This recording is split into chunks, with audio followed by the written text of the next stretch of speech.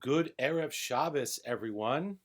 I hope everyone is doing well, and I'm happy to share this week's Devar Torah with you. This week's sermon is sponsored by Naomi and Mike Levy and family in memory of Naomi's father, Larry Yeager, whose yahrzeit is this weekend. So we are in the midst of a trying time in this country. The election has shown that we are a divided country. The election has indicated that it's hard to change people's minds. And all of this talk on the national level of change has gotten me thinking about change on a personal level. As I watched the slim margins of the electoral needle, I began to wonder about our personal change meter. Rabbi Norman Lamb offered a fascinating take on the importance of openness to spiritual change. He begins with analyzing the events that took place in Sodom, events that are told in this week's Torah reading. As the angels hurry to get Lot and his family out of Sodom, they are warned not to look back at Sodom while it is being destroyed. Lot's wife, unable to suppress her curiosity, violates the command of the angel, and as a result, Vatihi Nitziv Melach. She becomes a pillar of salt.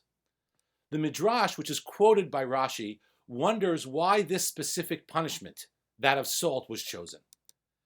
And the Midrash says, B'melech chat'ah u'v'melech lakta. Amar la, tini ma'at melech lo'orchim halalu. Amra lo, af haminhag hara hazeh, atabala hanhig b'makom hazeh. Lot, when the angels came disguised as human guests, asked his wife, the Midrash says, to serve the guests a bit of salt. And she responded, "Since when do you want to establish this new law, this evil custom in our place?" And so since she sinned with salt, she is punished by turning into salt. Rabbi Lamb, however, sees more in this midrash than just a criticism of hospitality. So fixed was she upon the old conventional patterns of conduct, Rabbi Lamb says, that she became mindless and heartless, insisting upon them even when they violated the most elementary rules of human conduct and ethical living. Sodom had an old custom of turning away strangers, and she resented the effort of Lot to change what was sacrosanct in her community. Not only was salt a sin and punishment, it was also a symbol, Rabbi Lamb says, of her psychological attitude. Salt is a crystalline chemical, which is very difficult to change. Salt it was, and salt it remains. And so Rabbi Lamb says that salt symbolizes the lifeless rigidity of Lot's life. No wonder, he says, that the Torah describes the event with the words, Vatabet ishto me'acharav. His wife looked behind him.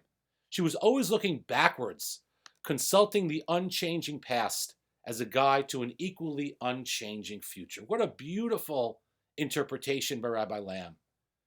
And Rabbi Lamb also goes on to explain how Lot's wife's mistake applies to us.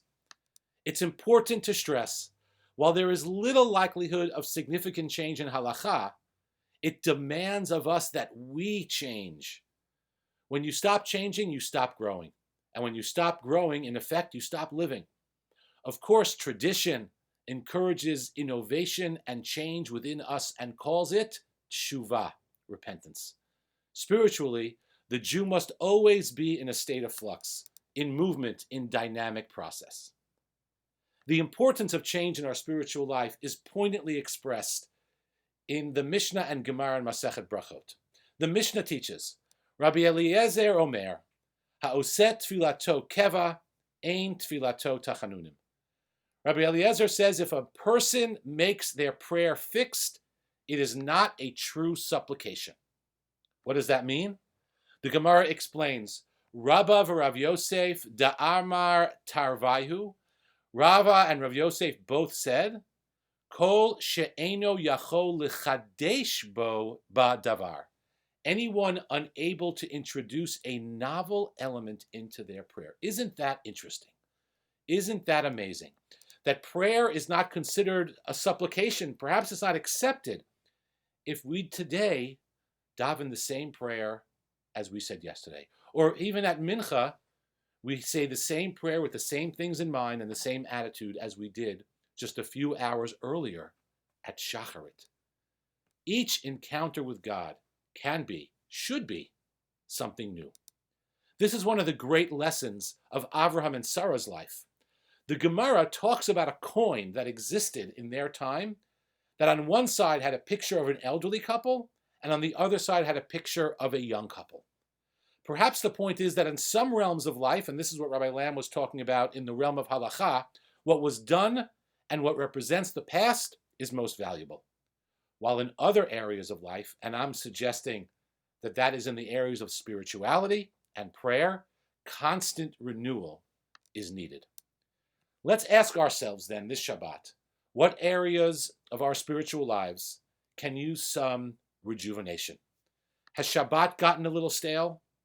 Maybe we can renew it by adding the singing of Zmirot at our Shabbat table, or engaging in thoughtful discussion about important topics. And in the printed version of this sermon, you can go and find some helpful links in this regard. Maybe our tefillah needs a boost. Here's what works for me. Simple solution, but always works. Try changing your siddur.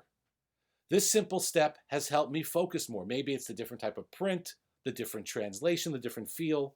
And when I get used to the new one, I either go back to the original or try even a third version. I also urge you to join our daily study of this beautiful, profound book, She'arim B'Tfilah. And in the printed version of the sermon is a link for you to join the WhatsApp group to get a daily video which discusses the various emotions that we can bring to prayer that can help bring new life to our prayer.